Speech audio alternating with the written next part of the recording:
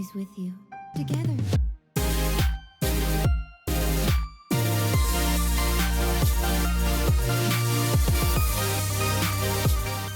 Hey guys, what is going on? My name is Adam, also known as Raph, and this is just another little bit of a discussion video talking to you guys about DLC. I just wanted to do like, a little bit of a time to time, maybe put my points out, maybe put my points of view about DLC in Kingdom Hearts 3, and, kind of see what that happens. So, currently, as of yet, or as of late, there has been technically no DLC. Technically, if you go on a PlayStation Play Store, there is no such thing as DLC in Kingdom Hearts.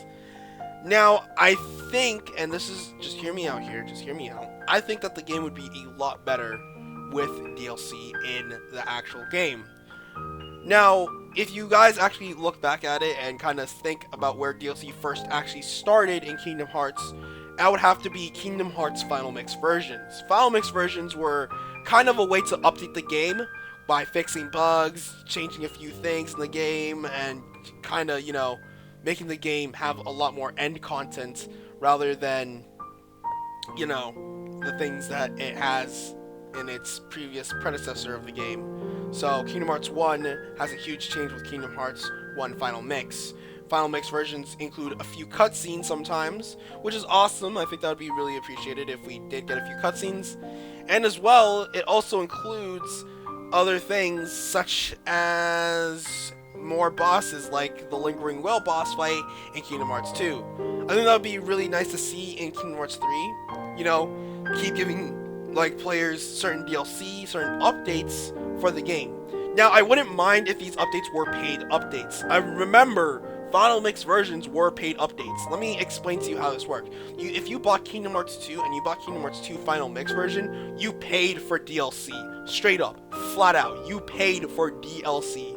That's how it works. And don't say, but I never had a full transaction of a paid DLC. I've never went online and I, downloaded something as a downloadable content. No, that is true, but because you rebought the game that has a ton of bug fixes, more endgame content, and stuff like that, that is technically paying for DLC. And especially since Final Mix versions came back at a full price of $50.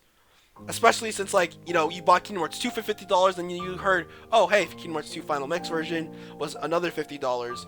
And those are only people who actually bought the Japanese version of the game. Now, let's say you're thinking about it like a 2.5 version or a 1.5 version, you technically still did pay for DLC with better graphics, technically speaking. Honestly, I think that Kingdom Hearts 3 should have DLC, but it should be a way that is, somewhat balanced. Give it at least its money worth, technically. I mean, sure, paid DLC would be fine. I wouldn't complain too much if it was paid DLC. But even if it's free DLC, I would even love that a lot more better because it's, free and stuff like that. I wouldn't mind, to be honest, for paid DLC. I'd love to see paid DLC. But I don't want to see, skins as paid DLC. If I get to change Sora's colors on his costume, nope, that should have been in the game day one. I want to see something that should have been in the game, later on. When Nintendo does Smash Bros. DLCs, those are characters that they thought about way later, rather than, before the game fully released. So, those are the type of DLCs I kind of want to see with Kingdom Hearts. Now, if we're gonna, look into this a little bit more, I don't want, Keyblade DLCs. I don't want to see a Keyblade DLC. I mean, the only time I actually want to see a Keyblade DLC is if, maybe if you pre-ordered the deluxe edition of the game, you get to, have another Keyblade or a Keyblade design that only people who had day one editions get that. That would be fine. That would be great. I'd love to see that as DLC, because technically those are DLC codes that you're using because you're downloading it from the shop and unlocking it. I think those would be fine, but if I get something like a costume that costs $1.99, oh boy, then we're gonna have a few problems, Square Enix. Anyway, guys, that's just my title, or just a little bit of a discussion for paid DLC. I hope this sheds a little light on it. Maybe Tell me in the comment section below if you'd love to see paid DLC or even DLC in Kingdom Hearts 3 at all. And I'll see you guys in the next video. Peace out.